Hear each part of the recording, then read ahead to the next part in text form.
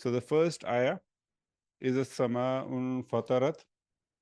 The analysis for this is similar to one that we did for Surah Inshiqaq, which has similar message actually.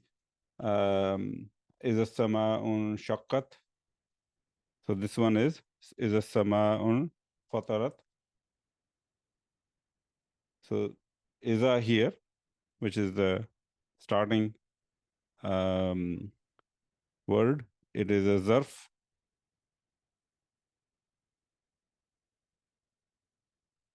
Zarf zaman.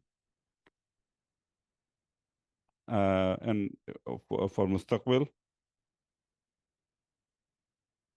And then it contains the meaning of shart, mutadammin ma'ana shart. Actually, there is another opinion among the language scholars, and that opinion, from what I understand, and I can be wrong on that, but from what I have read, the Kufi school of thought have a slightly different way to look at things. They believe that if iza is not followed by a fail, then it is not a iza shartiya, rather just a zarf zaman, which means that there is no jawab shart required for that. Okay, that's one point of view. But the other scholars believe no, it is still iza shartiya, and what they do is, and that's what we did, by the way, in Surah Inshiqaq, and that's what we are going to do here as well. According to those scholars, the fail is actually mahzuf, and it is explained by, or it is estimated by, what is coming after the fa'il of that fail, which is as-sama'u, which is in fatarat. So they say that in fatarat it is coming after, but actually there is another corresponding fail which is also in fatarat, and which is mahzuf and comes before as-sama'u. So the way we analyze it is we say as-sama'u is fa'il,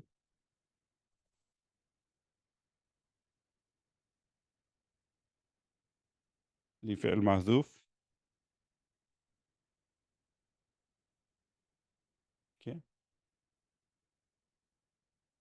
And they say it is explained by yufassiruhu ma ba'dahu, meaning what is after in fatara.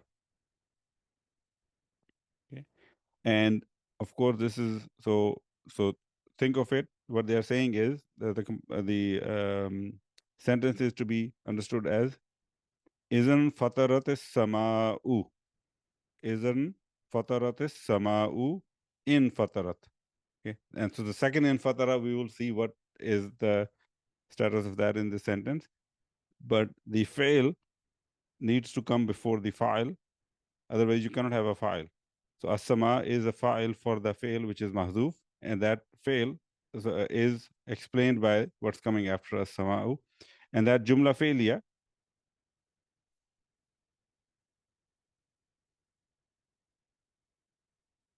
is fi mahalli jarrin mudaf ilayhi, because it's coming after a zarf idha. In fatarat, that is fail madi. The ta at the end is for ta'nis.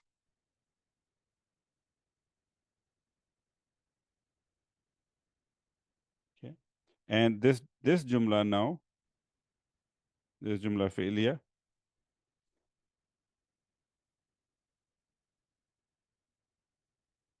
is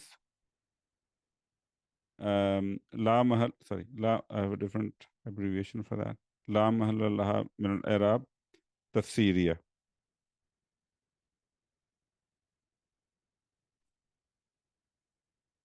Okay. And same analysis we did, by the way, for the first ayah of Surah Inshiqaq. And the same one will also apply to the corresponding ayat in Surah Takwir, because that is the same construction there as well. Okay. In terms of meaning, إذا, you know the meaning, when, as-sama'u, the sky, infatarat, so that is the fail whose masdar actually is the name of this surah, but comes from the root fatara, yaftoru. Bab nasara means to split, to cleave, to break apart.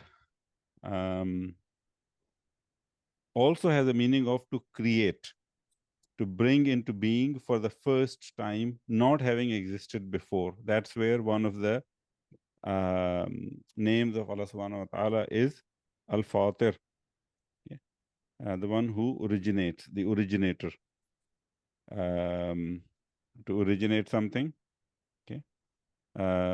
In fatara yan fatiru in fitaran, form 7 intransitive, means to split apart. Okay. The file in this case is also is what is splitting apart. Fitratun, another noun, means creation. And then futur is a crack, a split, or defect. We see that the use of this in Surah Mulk. Okay.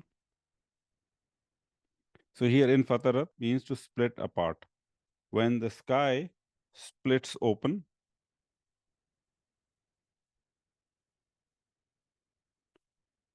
okay. Also some have translated this as breaks apart. Breaks apart. Okay.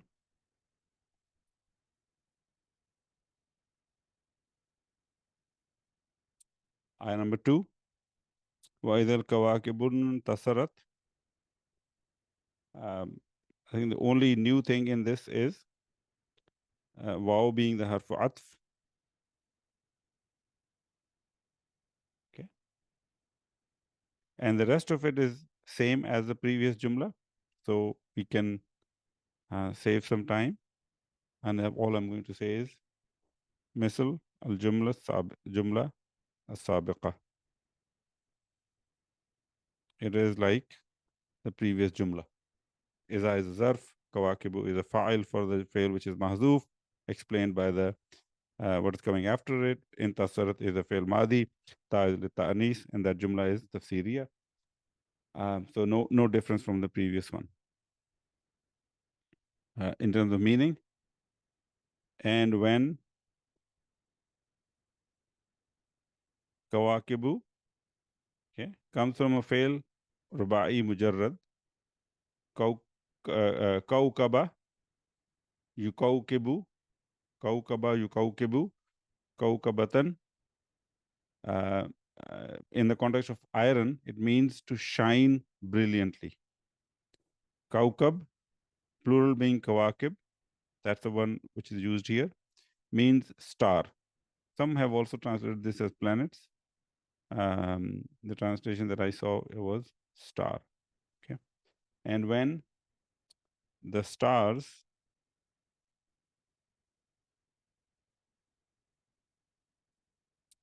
nasara yanthuru or yanthiru, nasran, bab nasara or bab daraba, to scatter, to disperse, to sprinkle, also has a meaning of to write in prose. To write in prose. I wonder if the word we use in Urdu, nasr, is most likely in the context of this meaning to write in prose. Form 8, not form 7.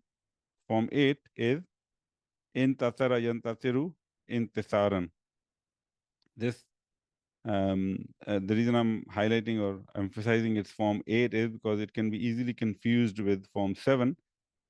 So the root is na sara, and what we have added is actually a hamzatul wasl and a ta.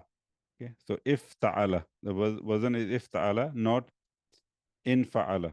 Okay, so if the root was ta sara, then it would have been form 7, but the root is nasara, so it's a form 8, and this goes with the theme that whenever there's a confusion of a verb, whether it is form 7 or form 8,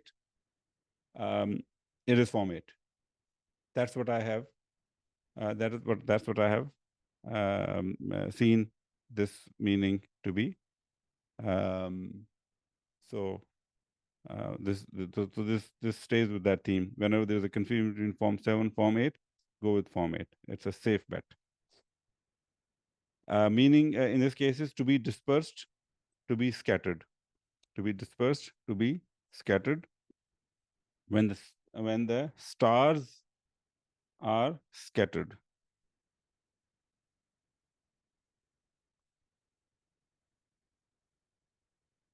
Okay.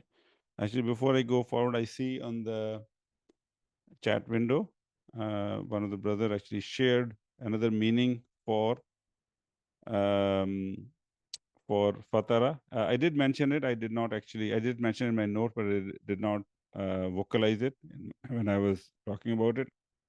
Means to break the fast. So this is for fatara yaftaru, to break the fast, eat and drink after fast. Okay. He just pointed out that that's also meaning for it. So we have it captured in the note.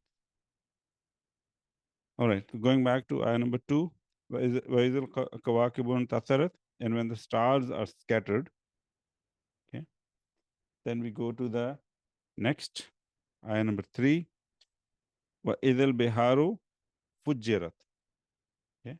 It looks similar to the other one, and it actually is, but there is one small detail that we should pay attention to, so which kind of makes the analysis slightly different. So I will try to only write what is different. So waw is harf atf, we know that, that's fine. Idha is zarf zaman lil mustaqbil mutadammin ma'ana shart. That's also consistent with the previous two ayat. Biharu, however, is not file, it is naib file. So I'm only going to capture what is different. It is naib file. Rest of it is same. Li fi'l mahdhuf. Okay. Yufassiruhu ma ba'dahu.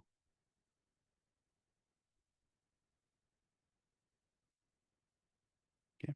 The reason is because what is coming after it is actually fail madi mabni lil majhul. So the fail that we are now estimating should also be majhul, which means that it will have a naib file, not a file. That was the important distinction. So in this case, the fujjirat is fail madi mabni lil majhul.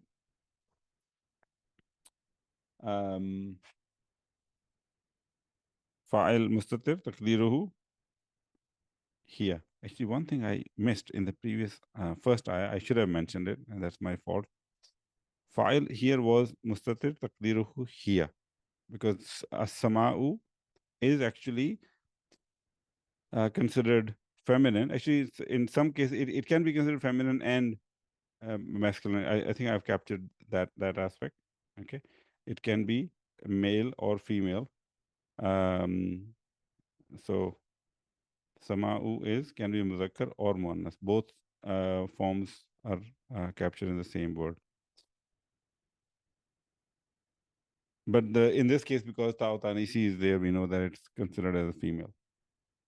So fujjirat, we have fi'l madi mabni lil majhul, fa'il mustatir taqdiruhu hiya, and ta is lit ta'nis.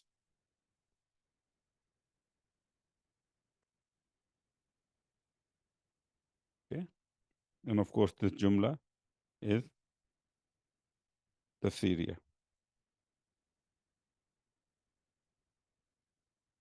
Okay, in terms of meanings, and when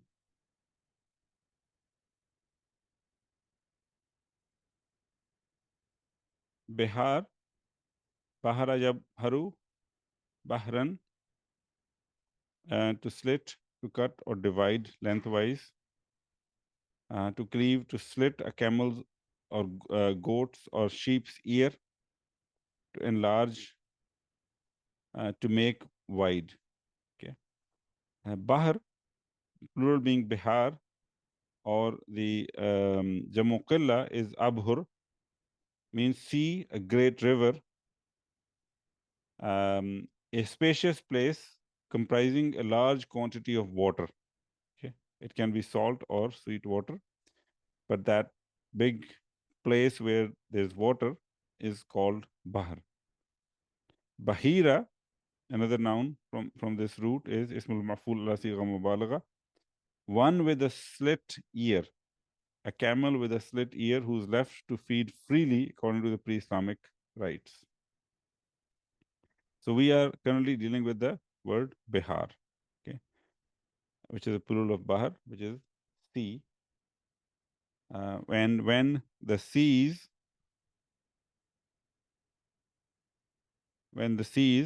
fujjirat, okay, this word we have seen multiple times before.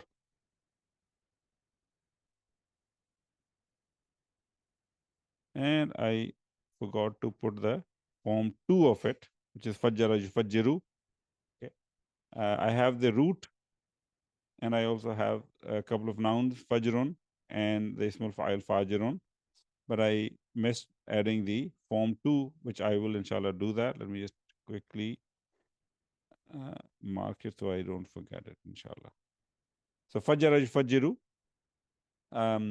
means to to burst something open, to make something erupt.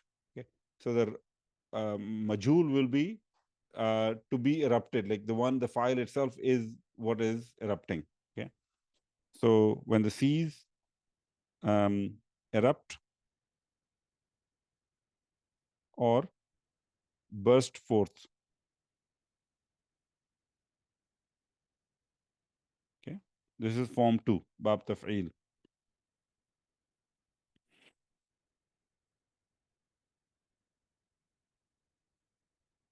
We move on to next ayah, inshallah, ayah number 4.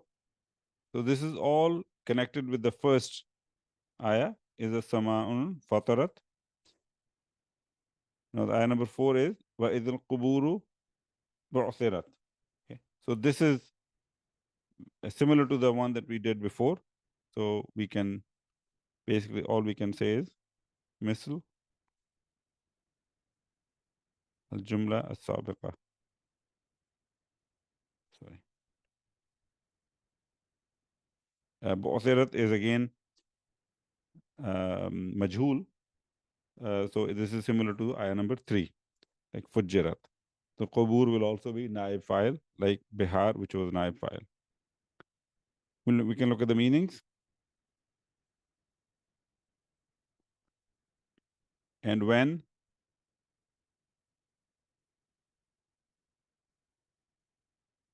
qubur, qabara yakbiru yakburu qabran, to bury, akbara yukbiru ikbaran, to cause to be buried, to provide for burial. Qabr, a plural, means grave or tomb. Maqabir, okay, which is the ismul makan, and maqbarun and maqbaratun, graveyard, cemetery, burial place, or graves. Okay, so here we have actually the grave itself, the qubur. And when the graves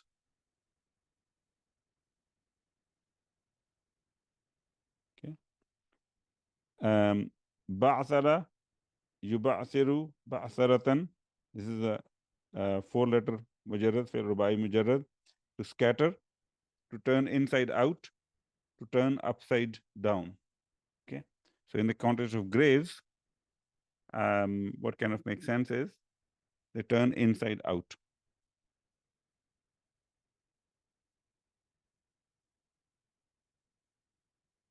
Inside out.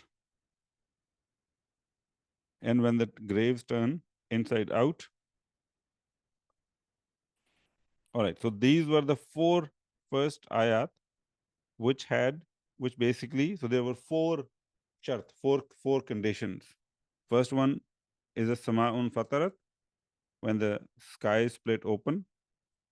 Then wa izal kawakibun tasarat, second, when the stars are scattered. Third one, wa izal biharu fujjirat, and when the seas gush forth or burst forth or erupt. And the fourth one is وَإِذَا الْقُبُورُ بُعْثِرَتْ, and when the graves turn inside out. So those are four shuruts. Now we are going to look at the jawab of those four shart. Okay, which is the next ayah number 5. علمت نفس ما قدمت وأخرت.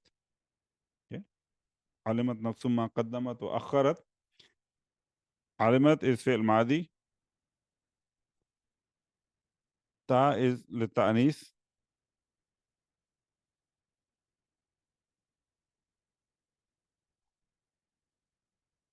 And this jumla fi'liya, is jawab shart. Actually, what this is jawab shurut.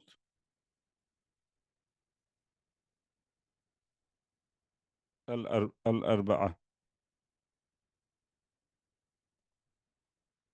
The four conditions which are in the four previous ayat, this jawab is for all four of them.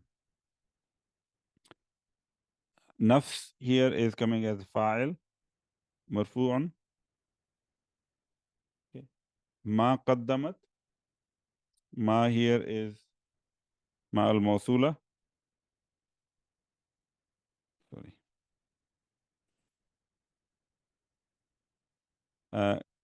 في محل نصب مفعول به. قدمت again فعل ماضي فاعل مستتر تقديره هي. This goes to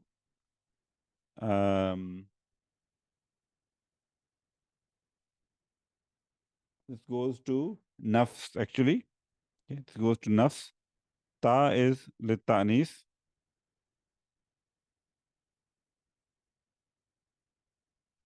And مفعول به محذوف تقديره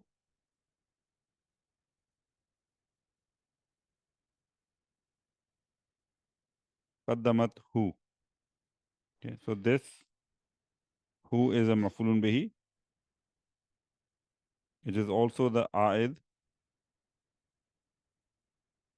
that goes back to ma. Okay. وأخرت, واو is harfu atf, and أخرت is معطوف على قدمت. So analysis is similar. If you look at the meanings, alimat, so we know the meaning of alima, to know, to be informed. Okay. So alimat here will know, and we will saying no will because of the use of iza in the shart changes the meaning to future. Will know. Who? Nafs, a soul. Okay. A soul will know. Ma qaddamat. Okay. Ma here being al-mawsula, that which.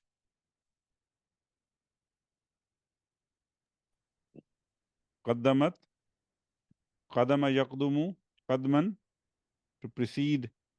Also qadama yaqdamu quduman, to arrive at a place, to reach, to come, to turn to.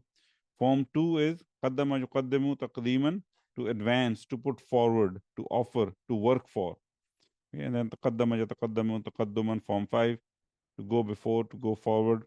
Muqaddam is a fail, is a ism maf'ul for form 2, that which is advanced or brought forward. Qadim, another common noun, means old or ancient. Okay. So here, qaddamat is commonly translated as it sent forth, meaning what each nafs has sent forth for the hereafter. Wa akharat. Qaddamat is also silatul mawsul. Yeah, it is. I should have mentioned, but whenever there is a mawsula, there is always a silatul mawsul. Okay, silatul mawsul. Wa akharat, and akharat, akhara yu'akhiru ta'khiran. There is no verbal root for this. I could find in the dictionaries. Actually, one of the dictionaries did mention no verbal root. Means to delay, to put off, to defer, to postpone, okay, to grant respite, or to reprieve. Okay. In the context of this particular ayah, the translation that I have found is that it kept back, okay, or left behind.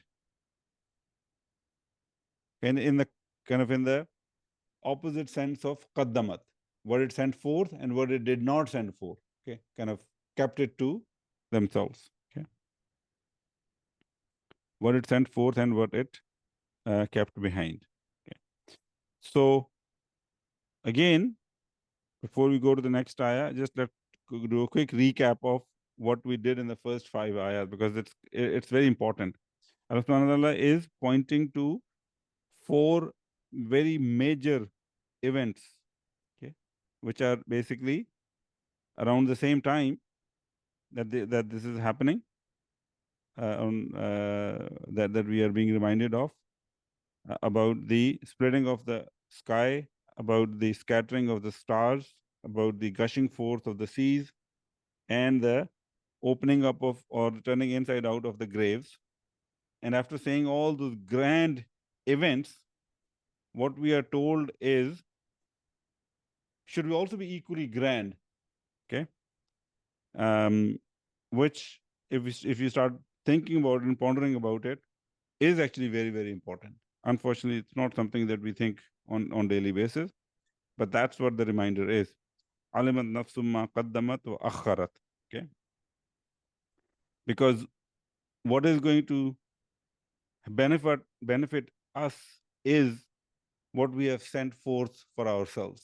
If it is good for us, it will help us. If it is not good for us, it's going to be disastrous for us. Okay, so it should be taken as something grand, because that is what the future hold for us in terms of what we are sending forth. Okay, and it should not be taken lightly. You can even see it from the types of events which are mentioned. How can something grand be mentioned in the shart? And the jawab shart is very simple and not significant. So jawab shart actually should be more important for us than the shart in this case, because that's what is going to be what is going to mean something for us. All right. I see multiple hands raised. Brother Ashraf, please go ahead. Assalamu alaikum, brother. I just wanted a clarification. Nafsun is a muannas, right? That's correct. That's why we have Okay. alimat with tanis. Yeah. So the ayat would be here then. Would it be right or no? Okay. Aid would be no. Aid is actually going back to ma, not to nafs. Aid goes back to the ismul mawsul. What you are pointing to, nafs, is feminine, correct? And there are 2 things we can point out about that. Let me just highlight those. One is that the fail for that file is has a ta'utanisi in it. So alimat nafsun. So the file being feminine, the fail has a ta in it, which makes it clear that the file will have to be feminine. That's one thing. Then the other thing is in qaddamat, the file is also a pronoun, which is the mir mustatir, which also goes back to, which points to or denotes to nafs, which is also feminine. Okay. The aid, on the other hand, goes back to ma. Yeah. And ma is not the same as nafs. Ma is everything that the nafs has sent forth. Okay. Yeah. So in that context, that is actually not. I mean, of course, there is no pronoun which is explicitly mentioned, but the Arab dictionary say taqdiruhu qaddamathu, and they use the masculine pronoun and point it back to ma, that whatever you have sent forth, okay, is what this ma points to, and then qaddamat should be qaddamathu. It sent forth it, but that second it is omitted for brevity. Okay, so it's taken as a singular rather than plural. Correct. Okay. Correct. All right, thank you. Yeah. But Junaid, please go ahead. Yeah, so you said the maf'ulun bihi for qaddamat is mahzuf, but then where is that in the translation? Because it sent forth is only translated in qaddamat, right? So Correct. what is the object in there? Very good question. Very good question. So even in English, we don't actually always say the object, and that is the case in this case as well. In Arabic also, the pronoun is not mentioned. But the reason the pronoun is brought in the Arab is because according to the rules of Arab, whenever you have a ismul mausul, it is going to be followed by silatul mausul, okay, which is the case here. So we have a ismul mausul ma, which is followed by silatul mausul. Within the silatul mausul, they say there will be some pronoun which will point back to the ismul mausul, okay, which will point back to the ismul mausul. And then sometimes that pronoun is explicitly mentioned, sometimes it is mahzuf. Okay, so in this is a case when it is actually mahzuf. It is not in the Arabic and it is not in the English. So this is where Arabic and English do actually are consistent, that we don't translate the subclause, that pronoun in the subclause of the relative pronoun. We don't always translate that because it is always, I mean, it's not, so I shouldn't say always, but because in many cases it is understood. Okay. So in this case, qaddamat hu doesn't need to be translated. The only reason it is pointed out is because of that rule that there should be an a'id in silatul mausul, which should point back to the ismul mausul. So by putting it in there, we are not saying that it has to be translated, but all we are saying is that from the Arab rules perspective, it should that there should be an a'id that should be pointed out. Yeah, even the meaning for qaddama seems to be intransitive, right? It seems to like complete without the object. When you say like to advance or to put forward, it doesn't look like it needs something. No, to actually, I'm reminded the one simple litmus test of finding out whether a verb is transitive or intransitive is to ask the question, once you look at the meaning of the verb, what or who. Okay. So, for example, to advance, can I ask a question to advance what? Yes, I can. So in that case, it is a transitive. Okay. On the other hand, if the verb is jalasa, to sit, can I ask a question to sit what? No, I can't. Can I ask a question to sit who? No, I can't. So then it's an intransitive verb. So that's, I mean, again, it's a very simple test. I'm sure it's not going to apply to 100% of the scenarios, but it does kind of give you a very simple way to find out the transitiveness of many verbs, maybe not all of them. So in this case, to put forward what? Yeah, that's a valid question. So it is a transitive verb. Yeah, I remember it now. Okay. Got it. Thank you. Okay. So again, 5 ayat, 4 of them shart, and the 5th one is the jawabu shart. And I was trying to point out the significance of the jawabu shart. Alimat nafsum ma qaddamat wa akharat. And as the students of Quran, we should realize the weight behind this particular concept of of that Allah subhanahu wa ta'ala is actually trying to inject in our heads, that how important it is for us to realize what we are sending forth, okay, and what we are not sending forth, both of them. And we will see a similar concept in Surah Takwir as well, where after reminding of many events, actually more than 4, then it comes to a very same concept. The ayah there is slightly different words, alimun nafsumma ahdarat, but overall same concept, what it has brought forth. Okay, ahdarat has a similar meaning to qaddamat. Okay, so we move on to next ayah number 6. Ya ayyuhal insanu ma gharraka bi rabbikal kareem. Okay, Ya ayyuhal insanu ma gharraka bi rabbikal kareem. We do the analysis. So we know this is a multi-part word here. Ya, ayyu, and then ha. So 3 parts. Ya is harfun nida, particle of calling. Ayyu is munada. It is what is called, and it is mabni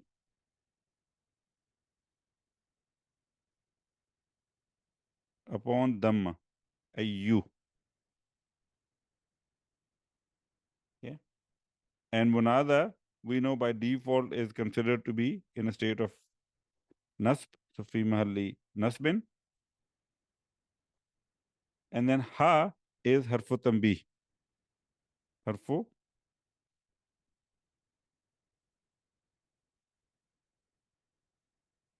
tanbih. Okay. Al-insan, it's either naat or badal li ayyu.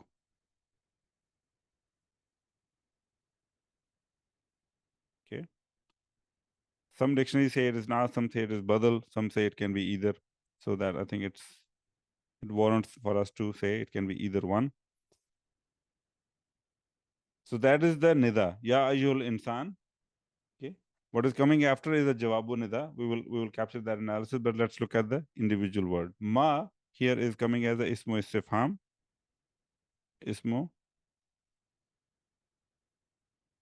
istifham fi mahalli raf'in mubtada. Gharraka, gharra and ka. Gharra is fi'l madi. Fa'il mustatir taqdiruhu huwa, and ka is maf'ulun bihi. Okay. And this jumla gharraka is jumla fi'liya fi mahalli raf'in khabar li ma. And this whole jumla ma gharraka, this jumla ismiya,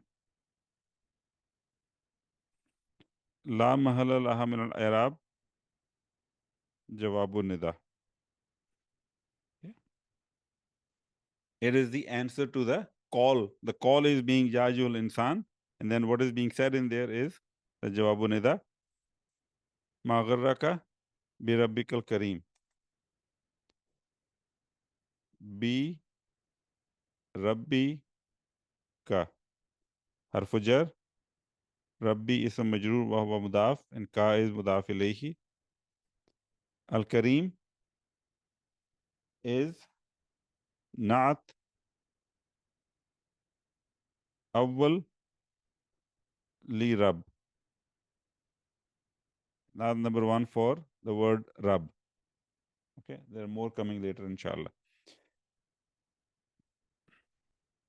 Okay, let's go to the meanings, inshallah. Ya ayyuhal insan, O mankind.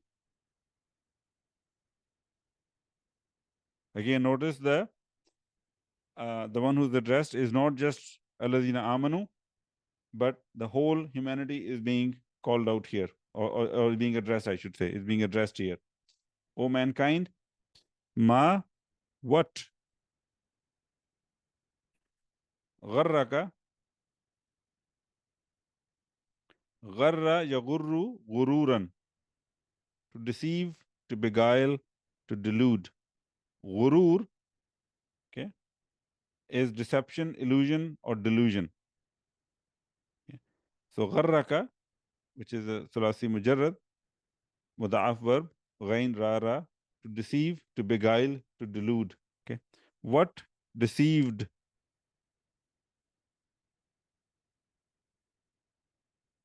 You. Okay. You can also say what deluded you. Birabbikal Kareem.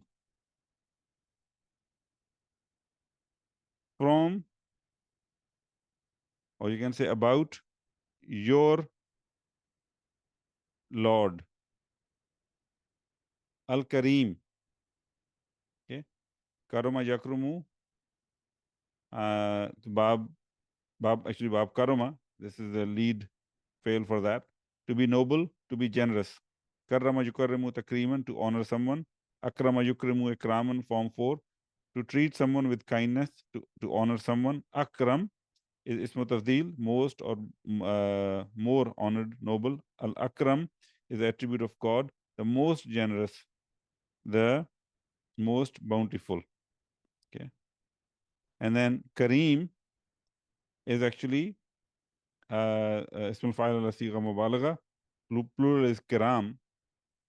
That will actually, I think we're going to see that in Surah Abasa. Generous, noble, dignified. Al-Kareem is an attribute of Allah, the most generous. Okay. So Al-Kareem, the most generous.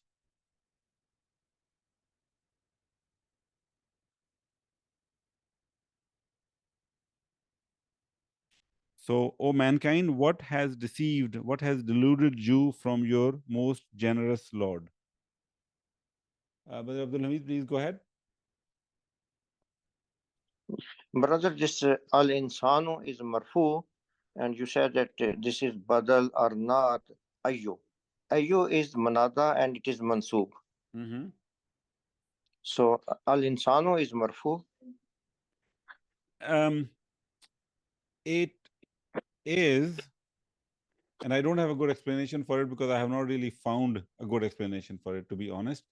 But what is established is that it is inat or badal for it. And ayu is fi mahalli nasbin munada. That I have seen. I haven't seen an explanation for why the naat or badal is actually it's a morab noun, a fully declinable noun. So insanu, insana, insani, but yet it is still coming with a dhamma ending. I don't have a good explanation for that. Maybe it is just actually I should not guess. It's not appropriate for me to guess.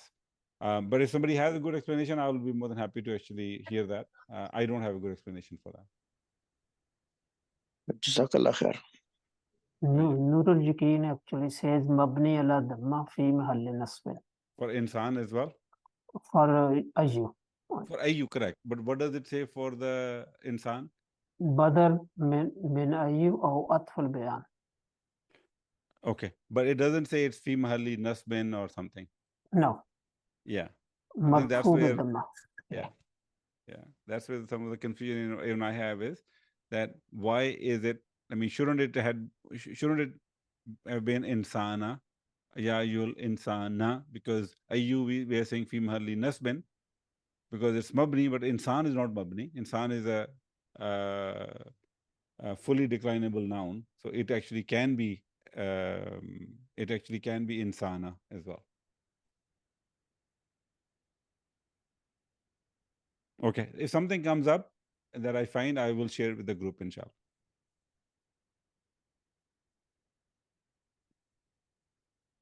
I noticed there was a question in the chat which I missed before. one of the sisters asked a question, can the a'id be ha, denoting amal, deeds, pronoun? Of course, the a'id can be a feminine pronoun. In this particular case, alimun nafsu ma qaddamat wa akharat, the masculine is estimated probably for the using the rule of taghlib, which is if you have many things which can be male or female, you just basically point them with a male noun. So that's my guess. Of course, Quran itself did not have that pronoun explicitly mentioned. It's just more of an estimation by the Arab dictionary. But yes, ha can be a possibility as well. And we know the kullu juma muannas rule makes every, so he makes the plural of irrational beings as, or things as, feminine singular. I think that's what you're referring to. That was ayah number 6. We move on to ayah number 7. Alladhi khalaqaka fasawwaka fa'adalak. Okay, this is a continuation of the previous concept. Alladhi is, we know, ismul mawsul.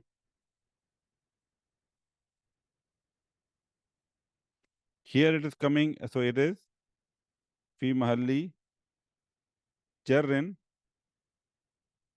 naat sanin li rab. The first one was al-Kareem, second one is alladhi khalaqa, fi'l madi mabni ala fatha, fa'il mustatir taqdiruhu huwa, goes to Allah subhanahu wa ta'ala. Ka is maf'ulun bihi. Okay. Fa sawwa ka. So fa is harfu atf. Sawwa is fi'l madi. Fa'il mustatir taqdiruhu huwa, again goes to Allah subhanahu wa ta'ala. Actually, this huwa is also the a'id in this case. And ka is maf'ulun bihi. I should have said this is ma'tufun ala khalaqa.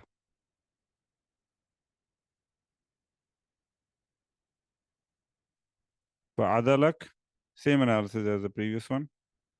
Okay, and we can say it is ma'tuf ala khalaqaka.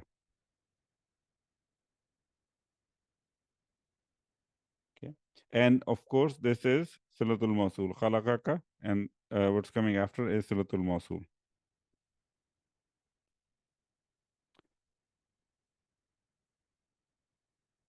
Mawsul.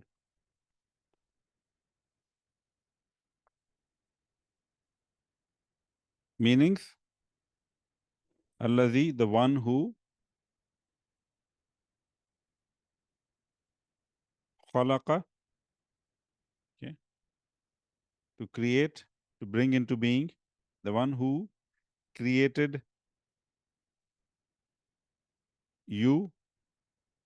Okay, and just going back to a question which was asked previously. In that case, we said in the ayah that we did, alimun nafsu ma qaddamat wa akharat, we said the qaddamat, the maf'ul bihi is not mentioned, and the maf'ul bihi is the a'id.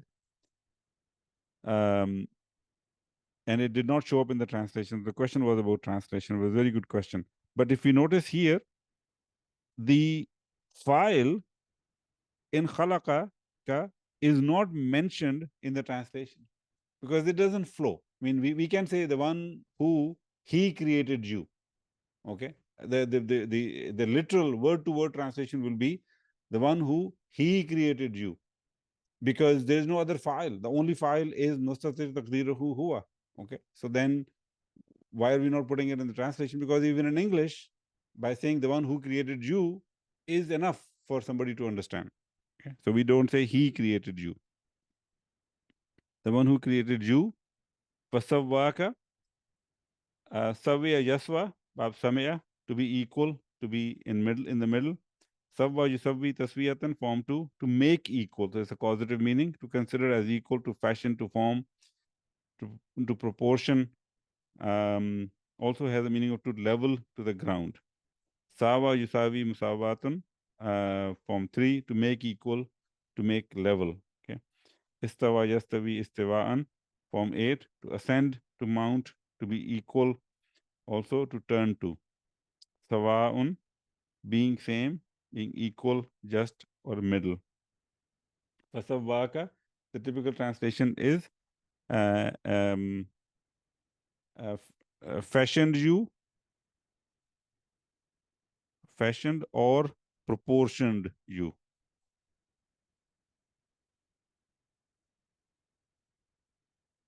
Okay. وعدلك. Okay. So adala, ya'dilu, adlan, bab zaraba, to act justly, to act justly, equitably, with fairness, to be equal, to make equal. Udulan, with the masdar udulan, the meaning is to deviate, to turn away, to swerve, to deflect. Adl, we know meaning, quite commonly used word in Urdu as well. Justice, fairness, uprightness, equivalent, recompense. We use it mainly actually for justice and fairness.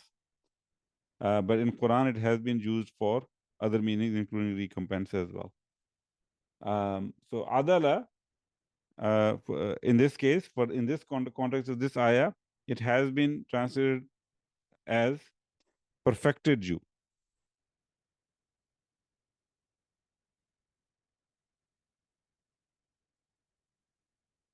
The one who created you, then fashioned or proportioned you, and then perfected you. Okay.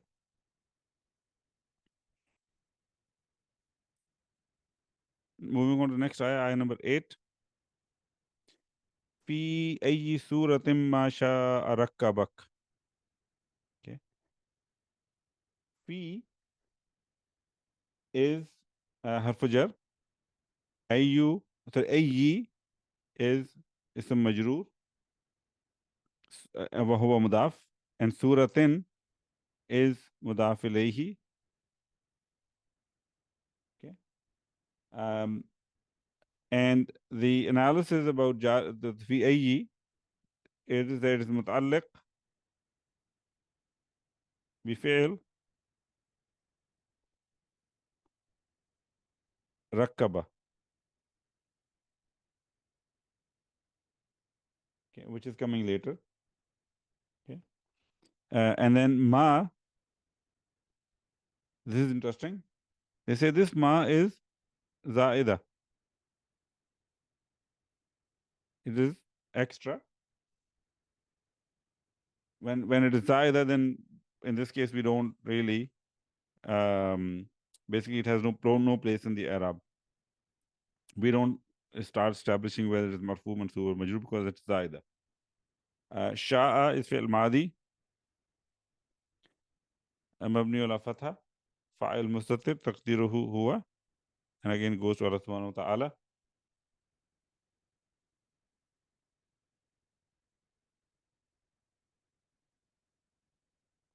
And the maf'ulun bihi of sha'a, maf'ulun bihi mahzuf,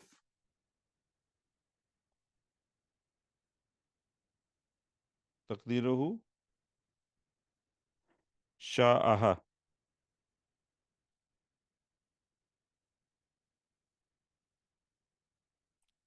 He willed it. Okay, and that's ha basically goes back to the surah. And then and this jumla, sha'a, this jumla,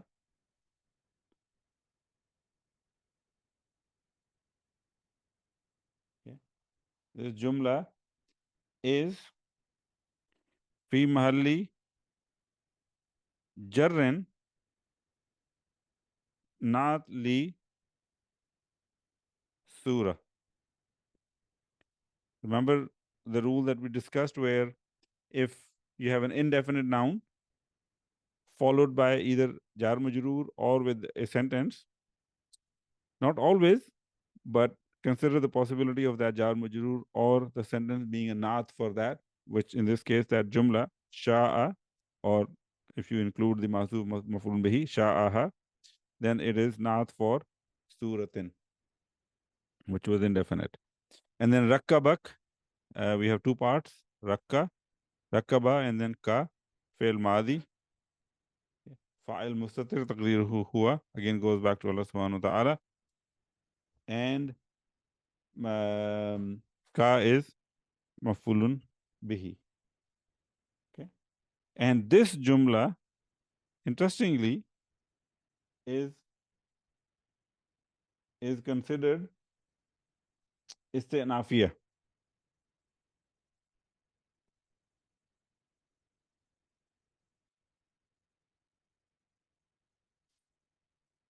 Isti'nafiya.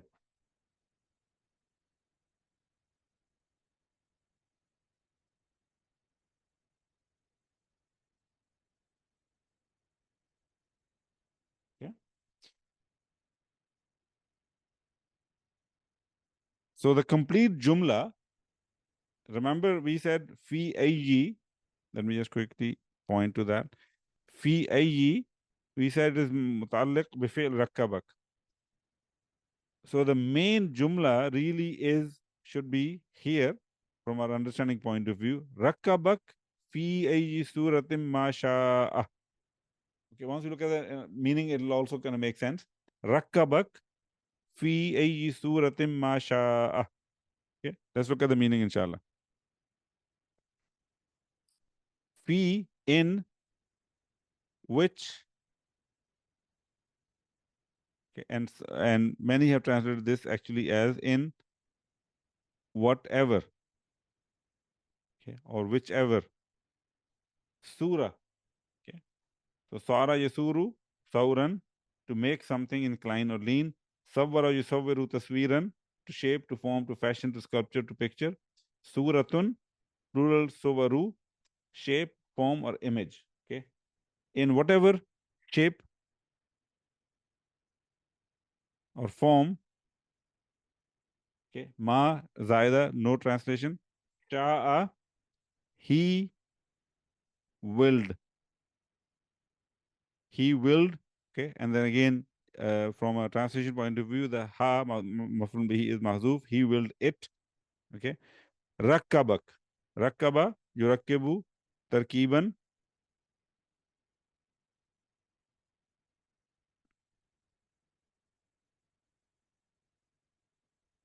By the way, just a reminder, we discussed it before as well. I'm going back to the sha'a, yasha'u, which is a shaji'a.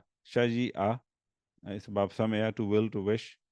Shay'un is actually a noun, comes from that. Ashya'u, thing, something, matter.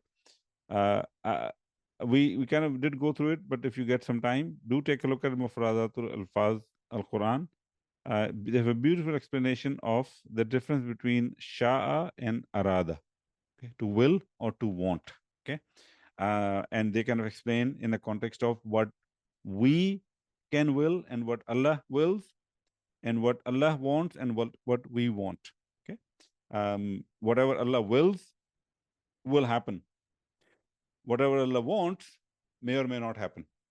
Okay, so important concept for understanding. And what we will, our will is subservient to Allah's will. Okay? And that is explained actually in one of the surahs as well, which we will cover. But this explanation is given in that dictionary. I don't want to take too much space here, so I pointed to that dictionary. It's easily available. Please do take a look at that. And because these words are used, Shah and Arada, in multiple places in Quran, so it's good to understand the depth of their meaning, inshallah. So Rakkabak, Rakiba Yarkabu, Bab Samea, to ride, to mount, to travel, to move on, to progress. Rakkaba Yurakkebu, Tarkiban, form to compose, to put or fit together, to assemble something, to make something. Okay, so he assembled you. He assembled you. So now if you can look at the meaning, he assembled you in whatever shape or form he willed. In whatever shape or form he willed. So the main so the main acting verb or word here is rakkaba, and then all the other one or the rest of the is additional information about it. He assembled you in whatever form he willed. Just wanted to make sure if I missed anything. Nope, I think I'm good, inshallah. Brother Kamal, please go ahead. I have a question from the last ayah. فَسَوَّاكَ فَعَدَلَكَ. You did translate these harfe فَسَوَّاكَ and father. I did not. Let me just make sure. Why did I not capture the meaning of those? Give me one quick second, inshallah.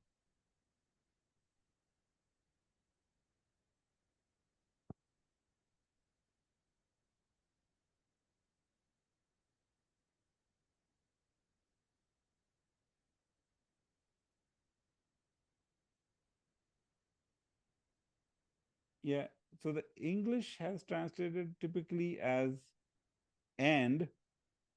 He created you and proportioned you and perfected you or balanced you. Let me just, I should have captured it, but I just want to make sure I'm double checking myself before I actually put it there. Yeah, so they have put it as and, created you, and then and. Of course, in English, we don't keep saying and, we put a comma between if there are multiple conjunctions, and we only put and at the end. Okay. Would it be and or then? In the two dictionaries I have checked, both Yusuf Ali and Sahih International, both have translated this as and. Both of them have translated this as and. Let me check one more if I can. Let's see Pictol. What is Pictol saying? Pictol has done then. He created you, then fashioned you, then proportioned you. Or of course he uses the, not you. Maududi uses and. So we have three and, Hilali and Khan. They also have used and. So most of them, what I have, like four of them that I have seen so far are and one of them is a then. This and then why it's not used her wow as not fa? Good question. Of course there must be a reason. I do not understand the reason between those at this stage. Brother Father. Zahid, Can I have another can I question, please, before you go ahead? Can I have another question? Can I say something? Just one second, Related- Brother Zaid. Let Brother Kamal finish his thought first. In the next ayah, why this ma is ma zaida? Why can't it be ma al mustariya? Masha. Why can it not be ma? Ma mastariya. We make it masdariya, then we have to make it a basically masdar mu'awwal, his willing. He assembled you in whatever form or shape of his suratin. I'm not sure what the connection of it will be with suratin, because that masdar mu'awwal will have to have some connection back to the main sentence. Here, the main connection is sha'a, that jumla, becoming a naat for surah.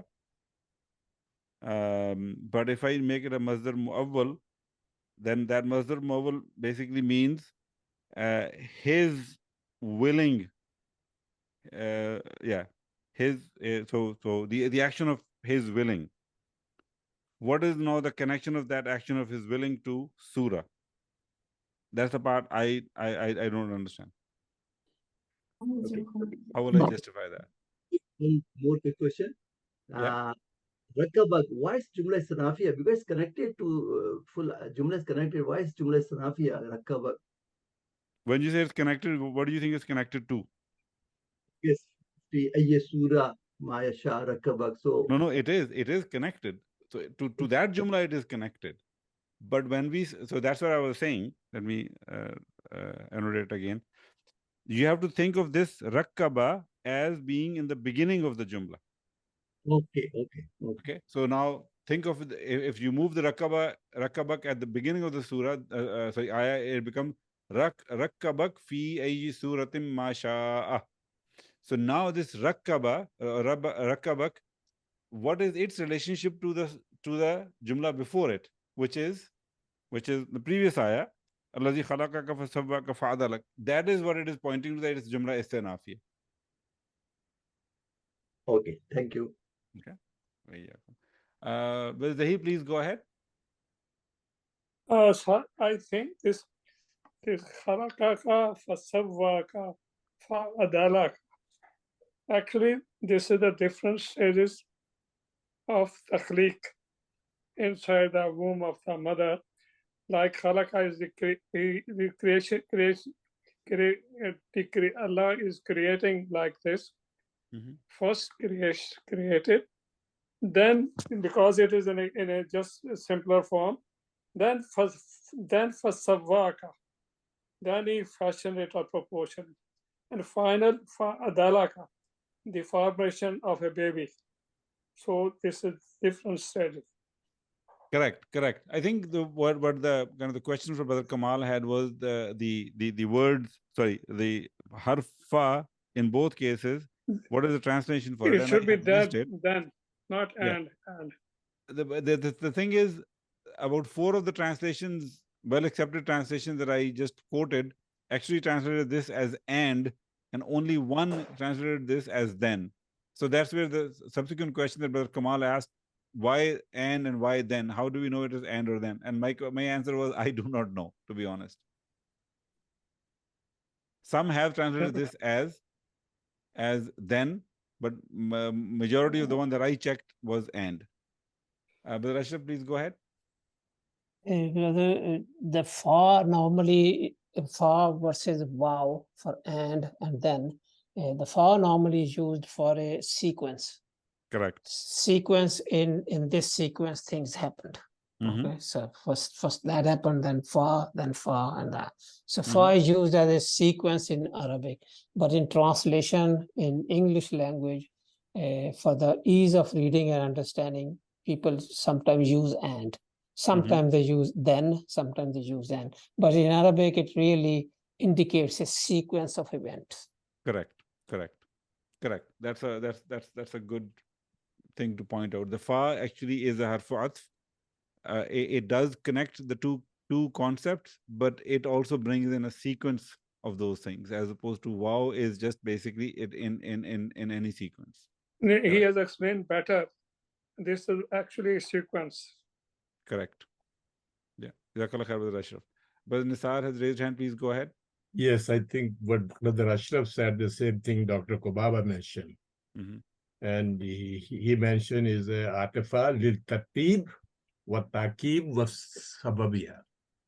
In the pursuit of the tartib is taqib. Right? So it's the same thing with Brother Ashraf is trying to explain. Jazakallah khair.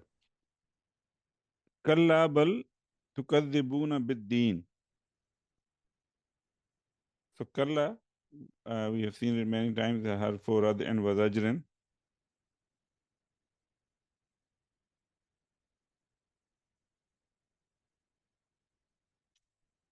Let me capture it here. Yeah.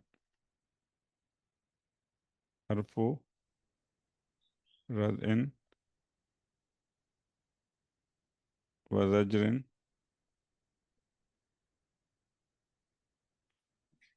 Bal, again it's a harf till idrab.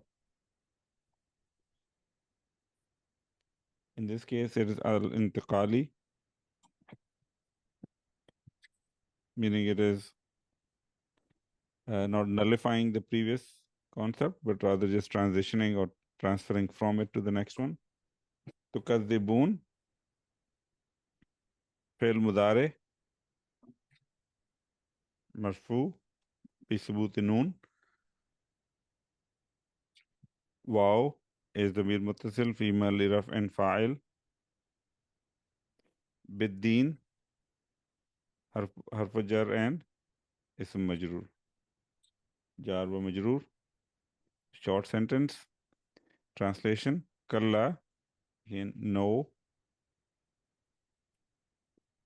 Okay. The translation for bal here is but. Kadzaba yukadzibu. Takziban. Form 2. To accuse of lying, to disbelieve someone. With it's intransitive with harf jar be, to deny, to refute, to disown, to reject as false. Okay. So you deny.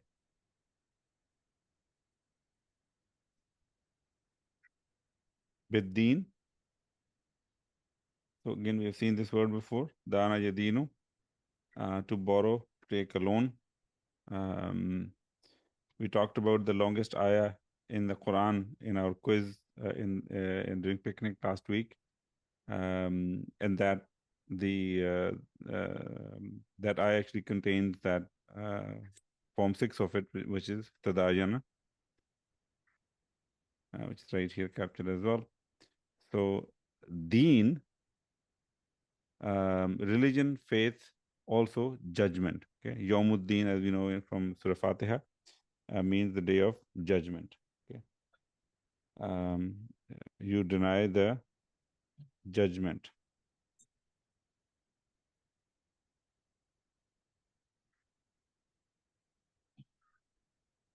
Wa inna alaykum lahafizin.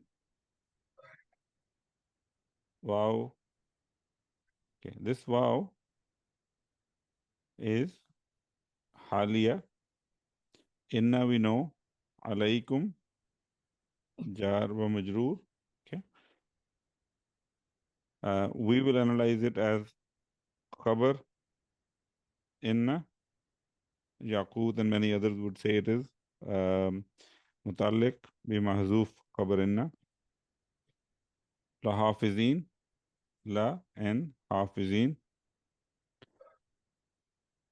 La is the lam al muzahlaqa.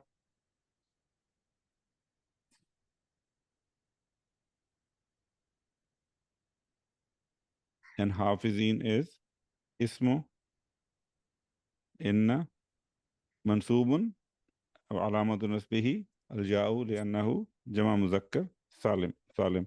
Now one interesting thing is, and we have seen it before as well, just a quick reminder, you can see the lam al muzahlaqa here is connected with ismu inna, not with a khabar inna. Usually when it is explained for the first time, we see many examples where it's connected with the khabar inna. Here, it's connected with the ismu inna, and the reason being that it cannot come right next to inna. The lam al-muzalaqa, because of the very definition of it, it cannot come right next to inna itself. It is displaced because of inna. So if the ismu inna is next to inna, then it will have to be attached to khabar inna. And if the khabar inna is right next to inna, then it will have to be attached to ismu inna. So it basically just has to have it needs to keep its distance from inna. And it can be either with ism inna or khabar inna. Just wanted to have a quick reminder for that. Wa inna alaykum lahafizin. And then, of course, because waw was haliya, let me just move this up a little bit so I have some room.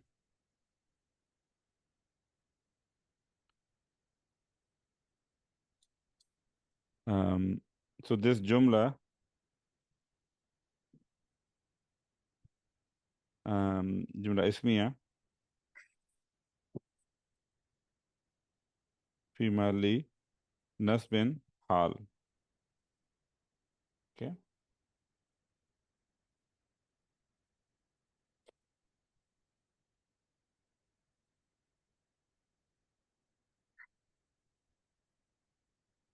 So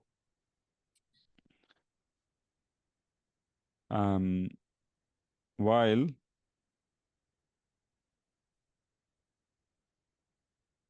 indeed alaykum, upon you,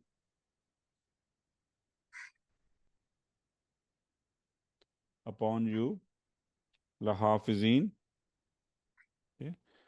So hafiza yahfazu, hifzan, to preserve, to protect, to guard. Hafiz, which is ism fa'il, one who guards, protects, one who preserves or maintains. Mahfuz is ismul maf'ul, preserved, guarded, or protected. Upon you are keepers. One of the translations that you see. While indeed upon you are keepers, okay? Or maintainers, or in this case, the concept is not necessarily guards as guarding you, but really recording or keeping record of what you are doing. Kiraman katibin, ayah number 11.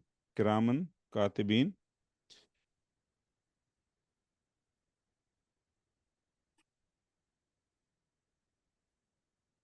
Okay. Kiram in this case is not awwal li hafizin. Okay. And katibin is not thanin for hafizin. Okay. Meanings, kiraman, we have to go back, but you already see that. Rabbikal Kareem. Kareem is a ism fa'il ala sigha mubalagha. Oh, I should have said what the root is. Okay. Karama yakrumu, karaman, karamatan or karamatan, to be noble, to be generous. Karama yukarrimu, we see that. Takriman, to honor someone. Akrama yukramu, ikraman, to treat someone with kindness or honor someone, to honor someone. Akramu, ismu tafdeel, more or most honored. Okay.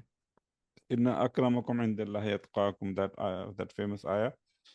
This is a word, this is the noun which is used there. Al-Akram is the attribute of God, the most generous, most bountiful. Kareem, ismul fa'il ala sigha mubalagha, and plural is kiram. Okay. Generous, noble, dignified. Al-Kareem, an attribute of Allah, the most generous. So in this case, it is not actually used for Allah, but it is used for those hafizin. Okay, so those we will translate them as noble, dignified, or honorable. That's the translation that I have seen. Honorable,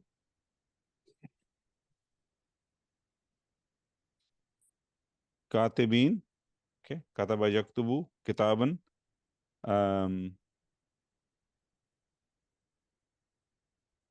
Katib is the one who writes, one who records. Okay, honorable, recorders.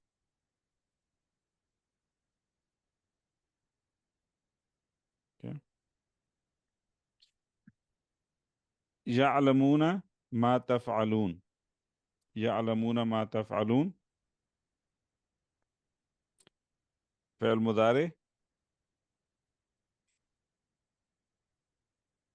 مرفوع واو ضمير متصل في محل رفع فاعل.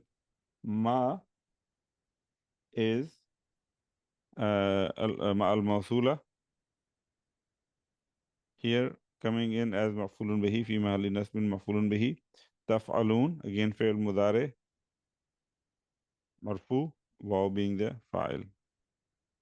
And of course this جملة is صلة الموصول. Okay. And the عائد is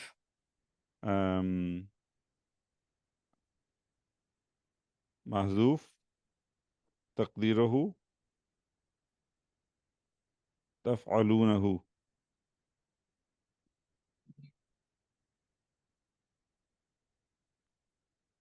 تفعلونه. Okay. And this whole jumla فعلية is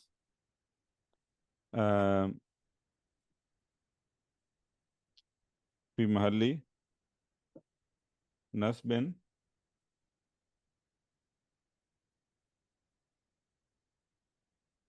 نعت الثلاثة لحافظين.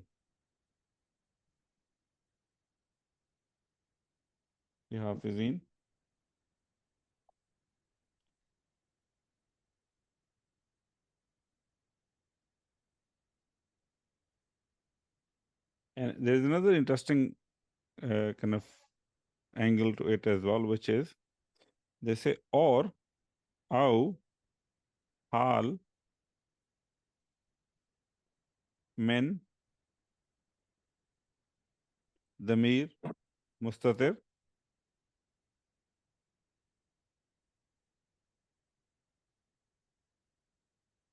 في كاتبين. Okay, let's try to understand it. First one is simple, naat number 3. So we already saw kiraman is naat number 1, katibin is naat number 2, and now ya'lamuna ma taf'alun is naat number 3 for hafizin. Okay, so that's just one way to look at it, that this is just qualifying who those hafizin are. The other perspective is that it is, this jumla is actually ya'lamuna ma taf'alun. It is a sub sentence which is within, which is related to katibin. So katibin is ismul fa'il. Okay, and ismul fa'il, even though it is not actually a fail, which normally has a fa'il, an ism fa'il, because it has an action part to it, it the one who is doing the action can still be considered a fa'il. Okay, so and that fa'il in this case would be that damir mustatir, which is in the ism fa'il katibin. So that terminology we have not seen before. That's why I found it interesting. I thought I should share with you. So this ya'lamuna ma taf'alun can be considered as defining a condition in which those katibin are doing the action of kataba. Okay, because so in this case they are doing the action, the katib includes the action of kataba, and what is the condition that they are doing it? Ya'lamuna ma taf'alun. Which also makes sense. I mean, they have to know what they're recording, and that's why they're recording it. Okay. In terms of meanings, ya'lamuna, okay, we have seen this before.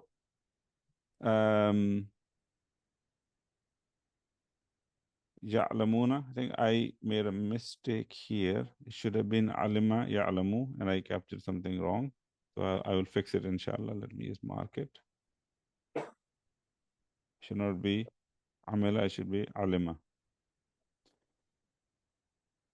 Ilm and amal have the same roots, just swapped slightly. They know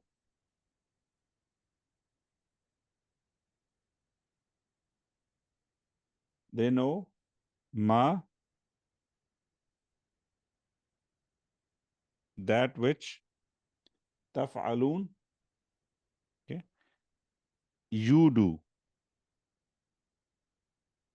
because we are talking about inna alaykum lahafizin, and upon you are keepers. So, and they know what you do. Okay. I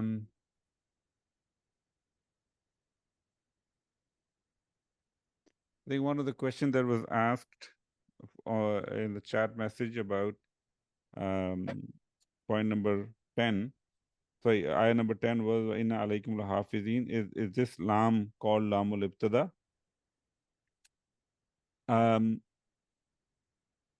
So the answer really, actually the short answer is no, it's not called lamul ibtada. Okay, and let me explain very quickly why it's not called lamul ibtada. So actually the lam is lamu ta'qid. Okay, and this lamu ta'qid is of two types: lamul ibtada or lamul muzahalaqa.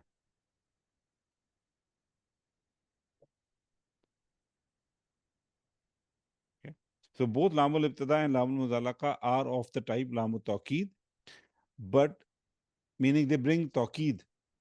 But lamul muzahalaqa is not lamul ibtada, and lamul ibtada is not lamul muzahalaqa. Lamul ibtada is when it becomes at the beginning of a sentence, and if it is displaced, we call it lamul muzahalaqa. Okay, but yes, we can call both of them as lamu ta'qid because they come in for emphasis. I just wanted to explain that.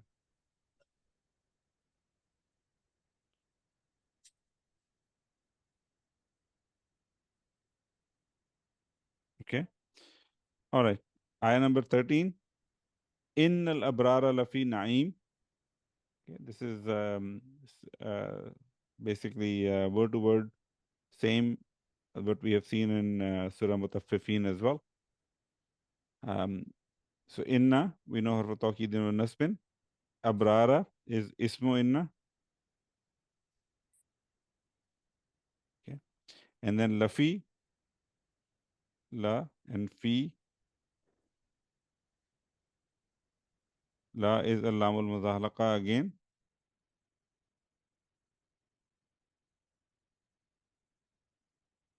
And fi is harf jar. Naim is ism majroor. Okay.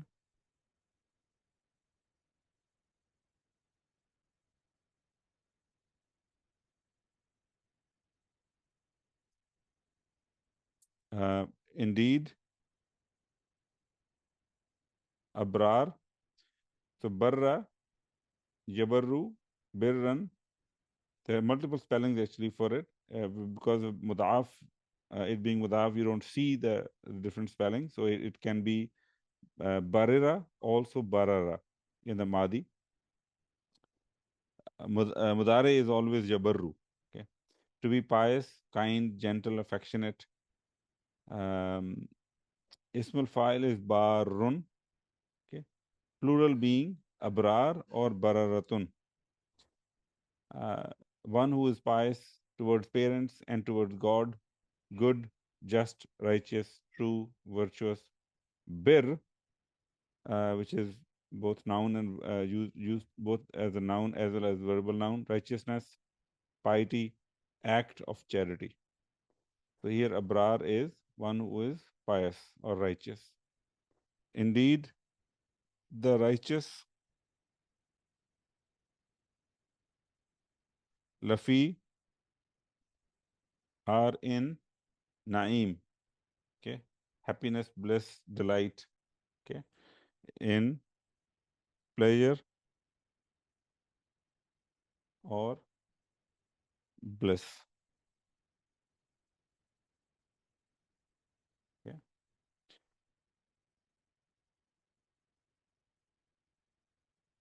Moving on, inshallah. Ayah number 14. Wa innal fujjara lafi jahim. Okay. The analysis of this ayah is the same as the previous one, with the exception of waw, which is harf atf. So we can say misl al-jumla sabiqa.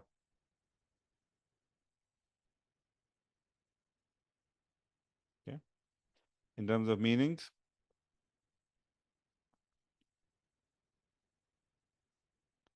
and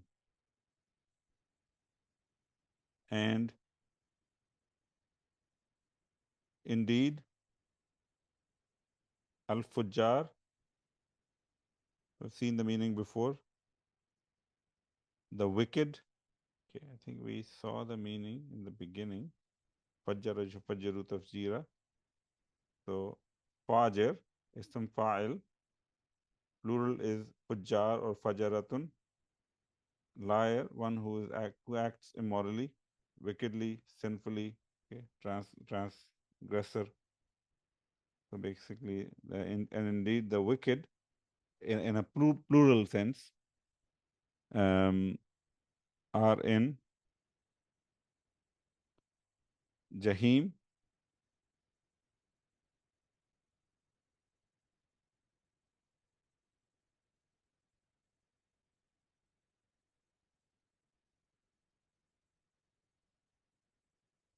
Fire burning, blazing, intense fire.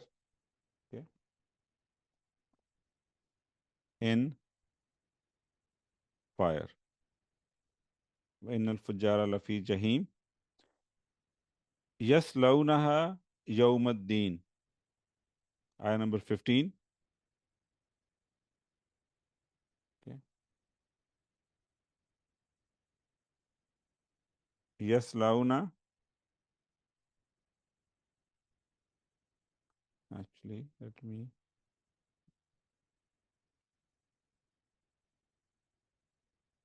Fail mudare. مرفوع بثبوت نون. واو is ضمير متصل في محل رفع فاعل. ها is ضمير متصل في محل نصب مفعول به. Okay. يوم is ظرف زمان. In this case it's mansub. And ad-din is mudaf ilayhi. And this whole jumla, yaslawnaha yawm ad-din, jumla fa'iliya, this is fi mahalli nasbin hal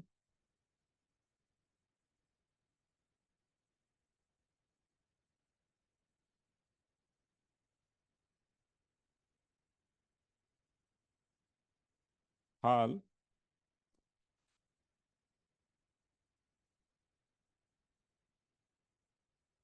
min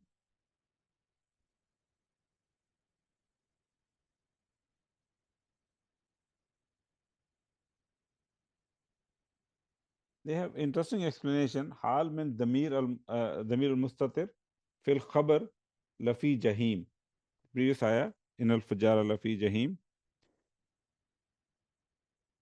The khabar fi jahim, khabar inna, they're saying this is hal for that.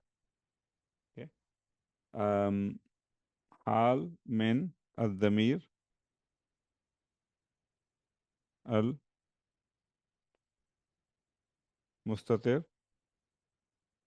fil khabar lafi, sorry, jahim. Okay. Which I captured it here. I think in my mind, the simple explanation in my mind is it's hal for al-fujjar. That is the condition that they will be in. Okay.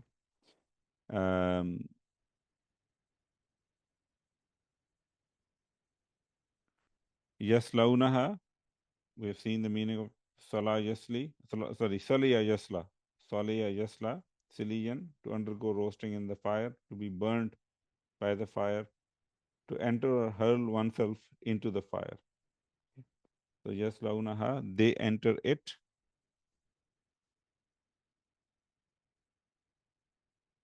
They enter it. Yawm ad-Din, on the day of the judgment. Interesting to note here, the previous ayah, it said kalla bal tukadzibuna bid-din. Okay, kalla bal tukadzibuna bid-din. what was said in that ayah was that you deny the judgment. And here, the reference back to deen is coming. They enter it, meaning they enter. This ha basically goes back to jahim, fire, which is considered as feminine. That's why the feminine pronoun is used. Yaslawnaha, they enter it, meaning the fire, on the day of the judgment. Same judgment that they used to deny. Same judgment that they used to deny. Brother Kamal, please go ahead. I think you just forget to mention khabar inna in ayat number 13. Oh, my apologies. Let me go back. You're right. I did forget. So in Lafi Naim, Jar Majroor, this is Fi Mahalli Raf'in Khabaru Inna. As I said before as well, many of the Arab dictionaries will actually say Jar Majroor Mutaliq bi Mahdoof Khabar Inna. In Nurul Yaqeen and what we learned in Medina books as well, they simplified it by saying this is Khabar Inna itself. Jazakallah khair for reminding me. The other thing, Brother Zaid, is that in this ayat Yaslonaha Yawmiddin, I hard to understand its hal. It doesn't look like hal, Jumla Haliya.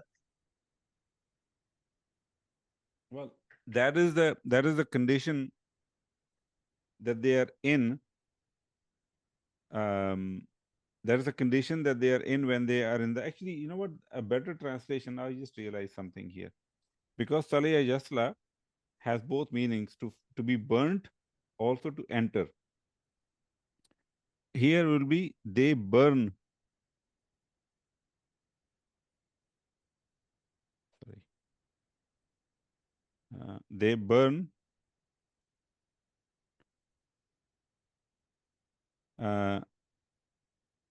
in it on the day of judgment.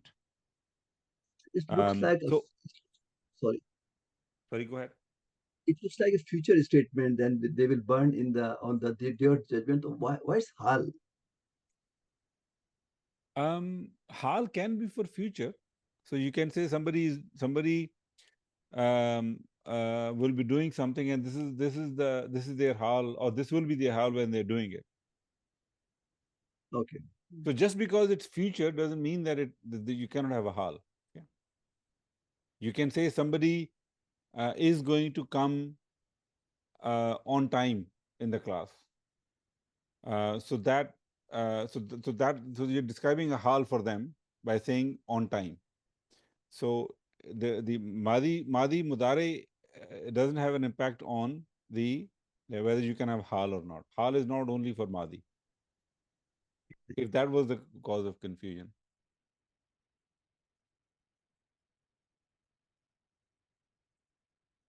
Yeah. Go ahead, Sister Ramhani. I just wanted to know, why is it being explained as the hal of the damir of the Qabar inna lafi jahim? Why is it not as your view you said of Fujara directly? That's a good question. Even I do not understand why. Hal min damir al-mustatir fi fil khabar lafi jahim is what the explanation was. And I thought I mean, of course, those scholars, I'm in no, I mean, I have no comparison with them, so I have to capture it. Maybe at some point we will understand why it was captured like that. In my mind, the simpler explanation was that this is the hal of the Fujjar, which in my mind are Sahibul Hal. And that Damir Mustatir, I believe, still goes back to Al-Fujjar, by the way. Because Damir don't stand on their own, unless it's a Damir Shan. Damir always goes back to some noun, which has to be understood from the context. So in this case, that Damir still goes back to Al-Fujjar. Yes, and one more doubt of my previous ayah. Can I ask now? Please go ahead. Yeah, Kiraman Katibin, where you said Ya'lamuna ma taf'alunahu. There is an ayat which is mahzuf. So is this ayat referring to what it is writing? Katib? Yeah.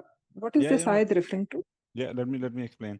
So Ya'lamuna, they know, ma taf'alun, Ma meaning that which, taf'alun, you do. Now, as per the rules of Ismul Mawsul and Silatul Mawsul, there has to be something in Silatul Mawsul that goes back to the Ismul Mawsul.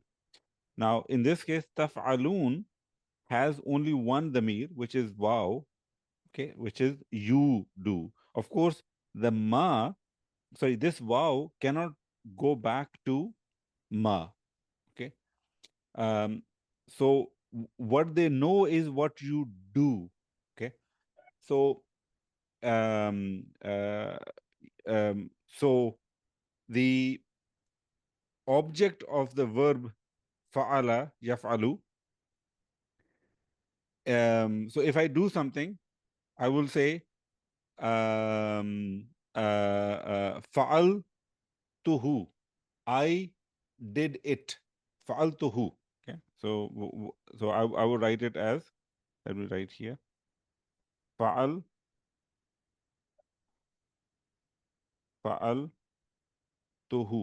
okay. So I have the fail, I have the fa'il, and I have the maf'ulun bihi, okay. So the point is, and in the case of, if I use the form that's used here, taf'alu nahu, okay. So we have the fail, we have the fa'il, and then we have the maf'ulun bihi. What the ma in this case is referring to is not the one who's doing it, but the thing that they're doing, or whatever they are doing, okay? Whatever their doings are, that is this ma is pointing to. So that's where they say the a'id is mahzuf, and this a'id is what goes back to ma. So whatever you do, now even in English we don't say it, so that's where it's a little bit confusing. Even in English we don't say it. They know that which you do it, okay. This it has to, according to Arabic Arab rules, this it has to go back to that which. But we don't say it in English, and it is also not said in Arabic either. But the rules require that there should be an a'id that connects it back to the mausul. And the reason why I think it's important is because we should be able to connect back from the subclause, from the silatul mausul, back to the mausul. So there has to be a damir, there has to be some pronoun that should either be explicitly mentioned or understood that goes back to the relative pronoun. So in this case, that actual pronoun or damir, which is the maf'ulun bihi for taf'aluna, is actually omitted and has to be understood. That's all that we are saying here. Okay. And one more thing is ma taf'alun. Ma is, I am always wondering, is it a ma mausula or a ma masdariya? Correct. So is this because of the explanation or the more understanding of the ayat which makes us more clear about mausul? Yeah, so it's a very good question, and I think we had some comments about it when we were describing the different types of ma. And of course, the two types which get confused are always ma al-mawsula versus ma al-masdariya. And interestingly enough, many places in the Quran, you will find the Arab dictionaries saying it is ma al-mawsula, or it can also be ma al-masdariya. So they give both options. The way I look at it is, or the way I found somewhere and kind of helped me as well to understand is, ma al-mawsula is a relative pronoun. Okay, it's a noun, it's a relative pronoun. It is to be understood when what it is pointing to is a noun or a thing. Okay, like in this case, what you do is also a noun. Okay, what you do is a noun. What you are acting on is a noun. So ma al-mawsula is pointing to a noun. So it is actually, this ma is pointing to a noun. So it is also it should be a ma al-mawsula. But if the thing that is being pointed to is an action itself, okay, then it can be taken as then it should be taken as a masdariya. Then it should be taken as a masdariya. So that's where many dictionaries will also say it can be mawsula in this case, or it can also be masdariya. That it's not the noun, but rather the action that they know. So, so if ma points to a noun, it's a mawsula. If it is pointing to an action, then it is masdariya. Yes, so here when we refer to the ayat, so ayat is coming to it, which is a noun, so we can take this ma as a mausula and not as a masdariya. I think so. Correct. Once we understand the ayat, it's more easier to understand. Correct. Jazakallah. Correct. Yeah, Jazakallah. Yeah. But Nisar, I think you had raised a hand. So if you have a point or a question, please go ahead. No, but I was just thinking about this when we talk about hal min damir mustatir fi. So the translation could be they enter burning on the day of judgment. They enter, and how do you kind of because lafi jahim is there the very mustatir pointing now to fujar. So these people are entering in the day of judgment while burning, in a state of burning. Correct. So they are they are in the jahim. Innal fujara lafi jahim. The fujar are in jahim. By the way, many have translated this as, instead of are, as will be. Will be, they will be. Sorry. Will be or are in fire. Okay. And then yaslaunaha yawmuddin, burning in it. Correct. Burning in it on the day of judgment. So their Correct. hal will be that they will be burning in it on the day of Correct. judgment. Correct. Correct. That's what we thought. Yeah. Jazakallah khair. Yeah. Okay. Moving on. Ayah number 16. وَمَا هُمْ عَنْهَا بِغَائِبِينَ. Waw is harf atf. Ma here is ma al-Hijaziyah,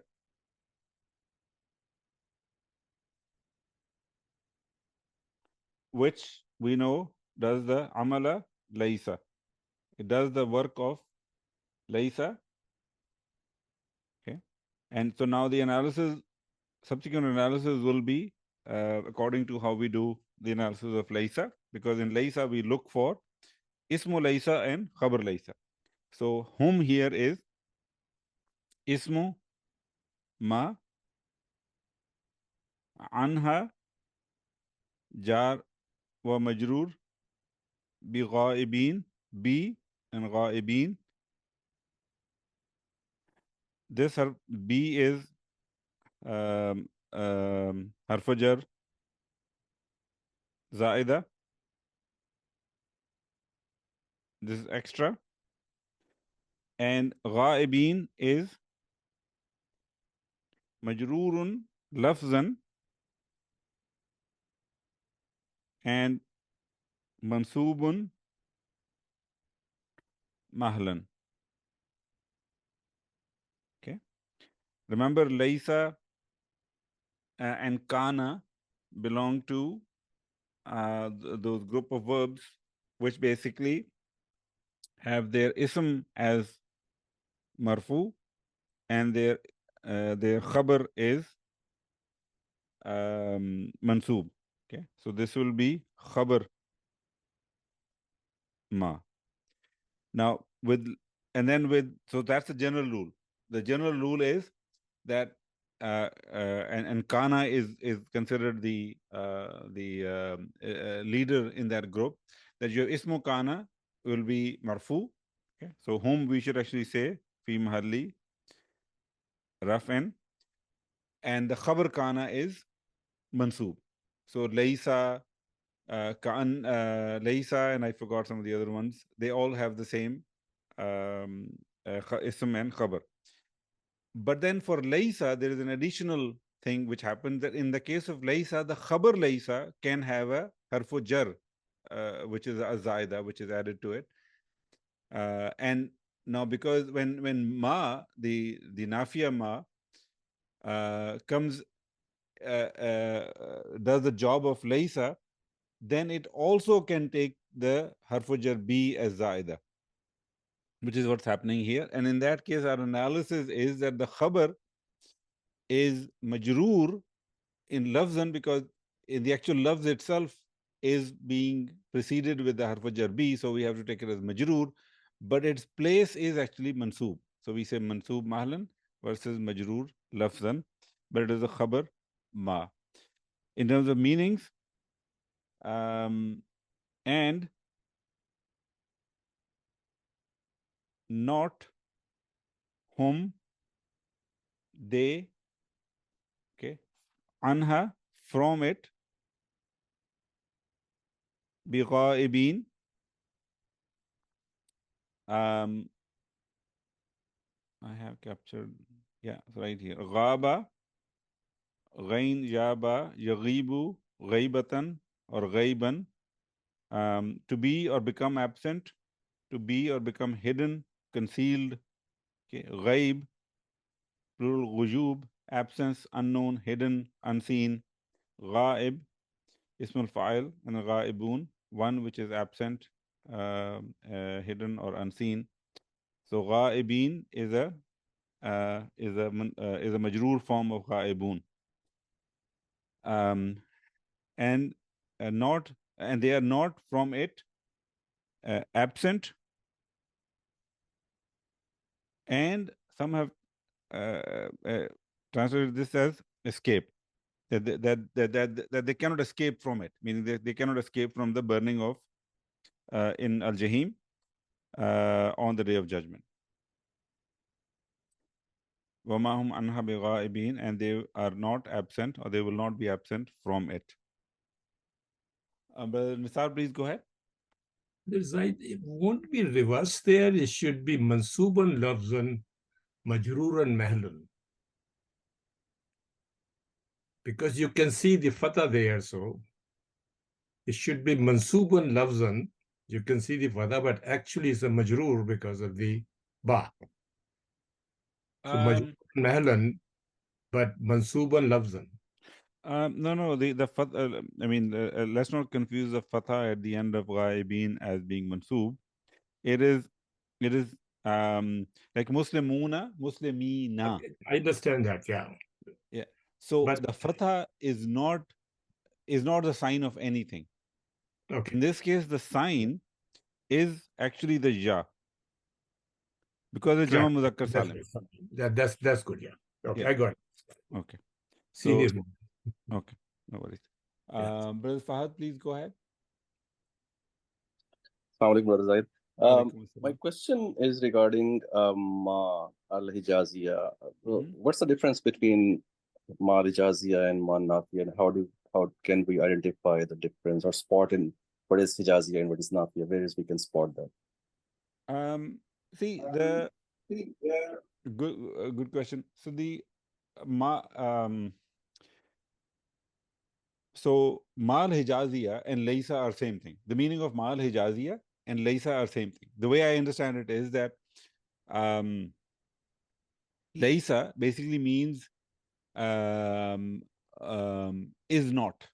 Okay. For example, if I say I am not a teacher, I am not a teacher, I will say lastu bi mudarrisin, or I can say lastu mudarrisan. Okay. So I can say lastu bi mudarrisin, wrong.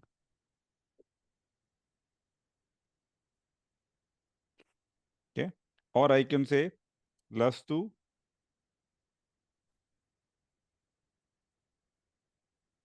mudarrisan. What am I saying? I am not a teacher. Okay. So the verb laysa is used to say is not or am not. Okay. Actually, when Jibreel came to Prophet ﷺ with the first wahi, and he said Iqra, Iqra multiple times, the answer from the Prophet Muhammad Sallallahu Alaihi Wasallam was Ma ana biqari. Ma ana biqari. What did he say? Ma ana bi qari. I want to be careful. I think like this. Ma ana biqari'in. So what happened was that the people of Hijaz, instead of using the word laysa, quite often they used ma instead of it, but the meaning is still laysa. So this is a ma for negation, but the meaning is for laysa. It is not or am not. So in this case, he was saying, I am not a qari. I'm basically I don't know how to read, basically. Versus ma nafiya means simply means not. Okay. For example, if I say I did not go to the school today, okay, ma zahabtu ilal madrasati. I did not go to the school. So that is nafi in a different way. It is a nafi for an action, and the ma al-hijaziya or laysa is nafi for of being. Okay, I don't know if that makes sense. So one is I did not go to the school versus the other one is I am not something. So when you say I am not, or he is not, or she is not, or we are not, or they are not, you will be using laysa or ma al-hijaziya. And if you have to say negate something, especially in the case of Madi, you'll use ma with your fail Madi. Does that make sense? Yeah, it does. What about the harf B? So is that a sign that where the harf B came in and you can spot it? Okay, this is mal ijazi, it's not mal nafiya. So grammatically, it's not required to use the harf jar B in this case. Okay, it can also be without the harf jar B. That's why I wrote both examples: lastu bi mudarrisin or lastu mudarrisan. Okay, so so in the case of ma al-hijaziya, yes, you will have a harf jar. I mean, you can have a harf jar B, or you may not have harf jar B, but it will not be a verbal sentence. Okay, it will not be a verbal sentence because you're saying something is not. Okay. So if we say ma ana qari'un, is that correct? Ma ana qari'an. Yes. Grammatically, that's a correct sentence. Okay. Yeah. Correct. Okay. Yeah. But again, ma is still for negation. So this ma al-hijaziya is still for negation, but different type of negation. You understand what I'm saying? But it's not negating an action. It is simply negation of being. But Saeed, please go ahead. Yes, isn't lastu bi mudarrisin mean I am not one of the teachers? No, lastu bi mudarrisin means I'm not a teacher. Well, then why not? Why? What's the purpose of be then? It wasn't explained to us in Medina books, and I actually do not know what is the purpose of it. All it says it's a additional, it's a harf zaida, harf jar zaida. But so when you have a harf jar zaida, it may not, I mean, it may not have a specific meaning in itself. Not a universal rule. We know the min zaida bring a change in the meaning, but not always that we expect that there will be meaning because of B. So how would you say I am not among the teachers? I am not among the lastu bi mudarrisin minal mudarrisin. I'm not a teacher among the teachers. Lastu minal mudarrisin. Lastu bi mudarrisin. I'm not a teacher. Minal mudarrisin, from among the teachers. Okay.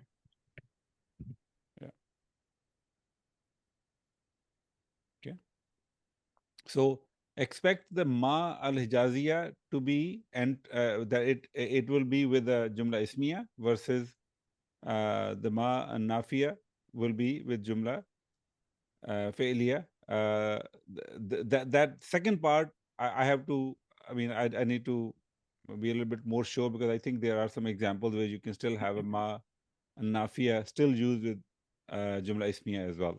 There are some examples that kind of I think I've seen them in Medina books, but I have to confirm. They're not in front of me right now. So, but generally speaking, ma al-Hijaziyah will be in Jumla Ismiya, and ma al-Nafiya will be in Jumla Fi'liya. Okay. I do want to finish this surah today if I can. Go just a few more ayat. So if you guys allow me to go a little bit over, inshallah, we'll be able to finish it. Because we have 3 ayahs and 2 of them are exactly the same, so we'll just go through them quickly. Ayah number 17, Wama adraka ma yawmuddin. Okay. Waw and ma.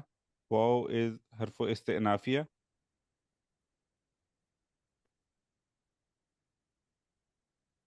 Ma is ismu istifham.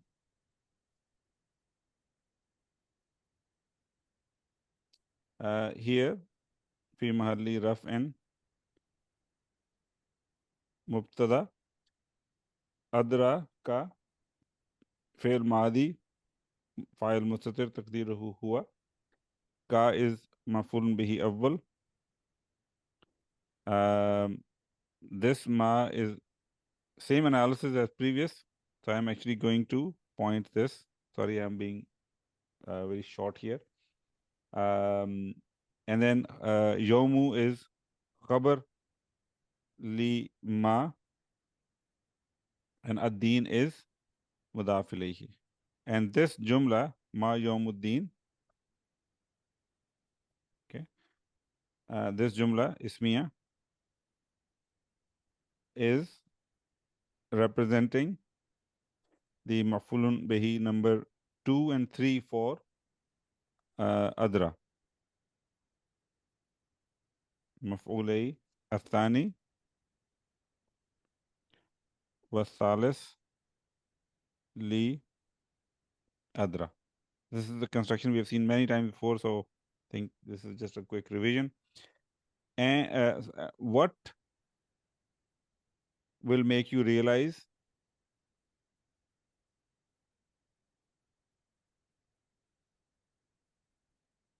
what the day of judgment is? Okay. Next, thumma harfu atf, and the next is, we already did that before, jumla sabiqa. Okay. And the translation here is, again, you can say the two I've seen, again or then. So what will make you realize what the day of judgment is? Again or then. What will make you realize what the day of judgment is? Yawma la tamliku nafsun li nafsin shay'a wal amru yawma izin lillah. So yawma is a zarf.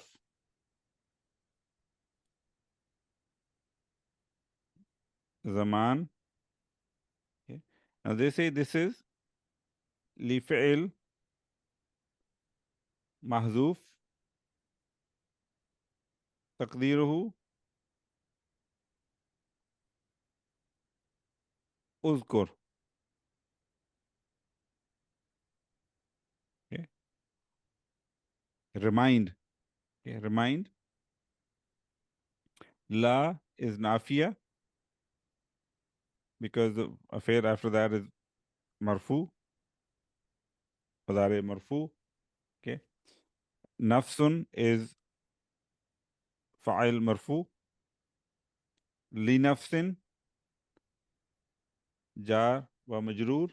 Shay'an is maf'ulun bihi for the fail tamliku. And then wal amru, wow, and al amr. Two possibilities for wow. One is that it is simply istinafia, or the other one is that it is halia. Okay, and so after that is the jumla after that will be halia, female nasbin. Al amr is mubtada. Sorry, I'm putting dots everywhere. Mubtada, yawma izin, again something that you've seen many times. Zarf, izin is mudaf ilayhi, and tanween is it's a composition for a jumla mahzufa.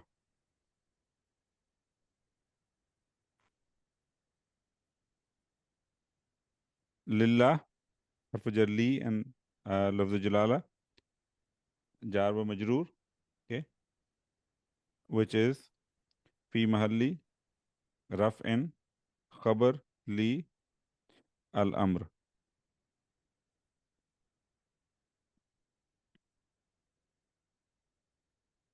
So if you of course I forgot to mention, so the jumla in this case, if we take it wow as halia, then this jumla ismiya,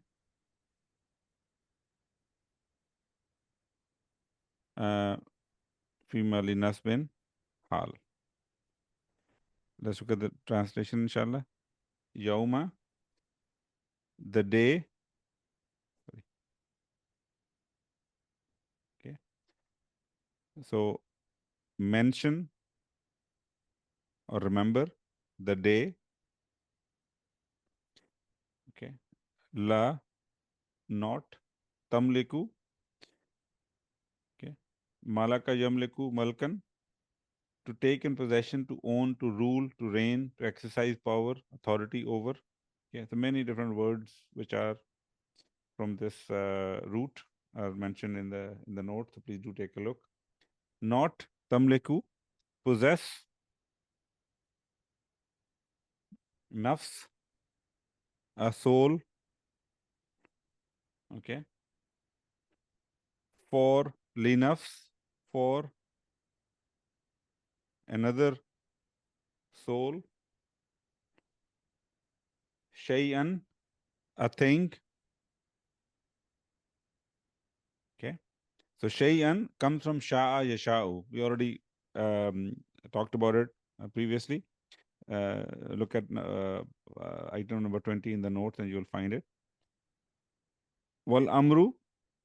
So if you take it as a halia, then you will have to say while. Okay. While amr. Amara ya'muru, amran, to order, to command, to prescribe, to counsel. Also amara and amura ya'muru, to become an amir, a leader. Okay. And the word amr, plural awamir, which is a mamnu min as-sarf on the wazn of mafa'ilu, command, will, ordinance, decree. And if the plural is umur, then the meaning is matter, affair, situation, or condition. So here it is the first one, which is the command, while the command yawma izin, on that day, lillah, okay, belongs to Allah.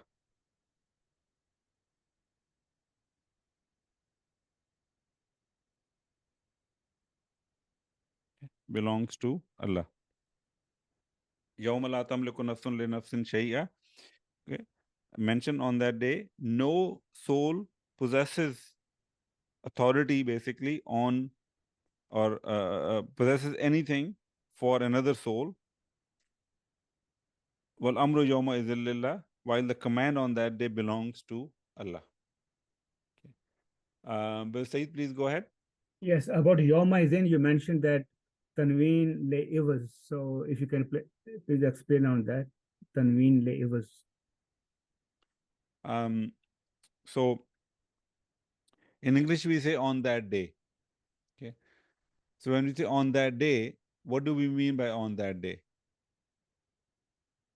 So in this case, we mean on that day, because what was said previously was ma adraka ma yawmuddin. Okay, so we are talking about, somebody is asking what will make you realize what the day of judgment is. Okay, so that is building a context. Now in this ayah, in the last ayah, like ayah number 19, at the end it says, wal amru yawma izin lillah. And while the command on that day belongs to Allah, which day is being referred to here? Okay, that day which is being referred to was mentioned in the previous, somewhere in the previous ayat. Okay, so that jumla that describes that day which is being referred to here is indicated by this tanween.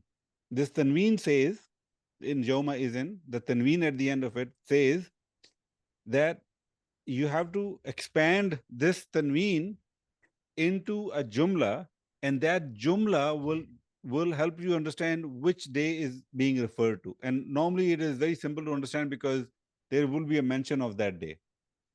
Just previous ayah or few ayahs before.